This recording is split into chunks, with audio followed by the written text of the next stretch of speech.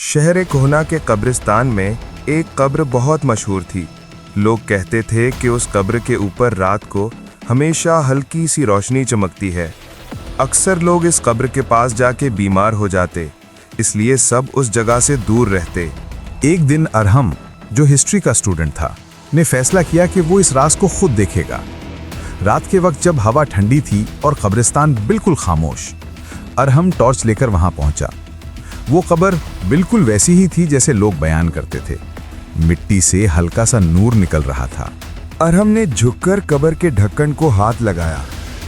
जैसे ही उसने ढक्कन उठाया, रोशनी एकदम से गायब हो गई। कब्र बिल्कुल खाली थी, ना कोई लाश, ना कोई कपड़ा, सिर्फ एक छोटी सी लकड़ी की डिब्बी। अरहम ने डिब्बी खोली। अंदर एक पुराना कागज था। उस पर लिखा था, जिस कब्र में लाश ना हो, वहां रूह इंतजार करती है। अरहम ने डर के बावजूद चारों तरफ देखा। ये रूह कहाँ है? वो बेइख्तियार बोल उठा। अचानक पीछे से हल्की सी ठंडी हवा चली। अरहम ने मुड़कर देखा। एक बूढ़ी सी कोमल सी रूह उसके सामने खड़ी थी, ना डरावनी ना खतरनाक, सिर्फ उदास। रूह ने धीरे से कहा, मैं वो औरत हूं जिसे इस कब्र में दफन किया गया था, मगर किस्मत से मेरे जिस्म को छोड़ दिया गया। रूह कैद रह गई। मैं बस इतना चाहती हूं कि मुझे दुआ दे दी जाए, तभी मैं आज़ाद हो सकती हूं। अरहम का डर कुछ कम हुआ। उसने दोनों हाथ उठाए और रूह के लिए फातिहा पढ़ी।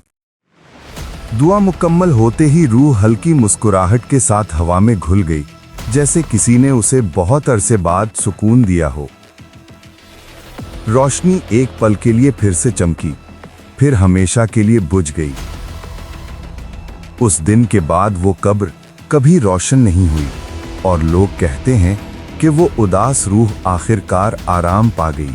अरहम ने कब्र को आखिरी दफा देखा, डिब्बी वापस अंदर रखी और चुपचाप वहां से निकल गया। राज खत्म हो चुका था। ऐसे और इंटरेस्टिंग वीडियोस देखने के लिए हमारे चैनल को सब्सक्राइब करें और बेल आइकन को प्रेस करना ना भूलें।